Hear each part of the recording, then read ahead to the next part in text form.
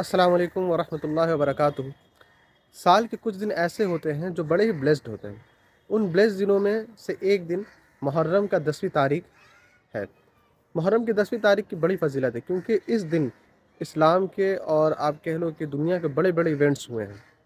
तो इस दिन में रोज़े रखने की बड़ी फजीलत है।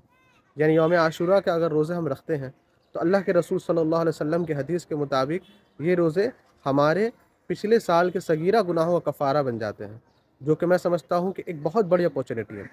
तो हमें इस दिन के रोज़े को मिस नहीं करना है। यौम आशूरा यानी 10वीं मुहर्रम का रोज़ा रखना है, और उसके साथ साथ 9वीं या 11वीं दिन का भी रोज़ा रखना है, क्योंकि अल्लाह के रसूल सल्लल्लाहु अलैहि वसल्लम ने फरमाया कि तुम मुहर्रम के 9 या 10 या 11 तारीख को रोज़ा रखो, ताकि इसके ज़रिए यहूद की मुखालफत हो।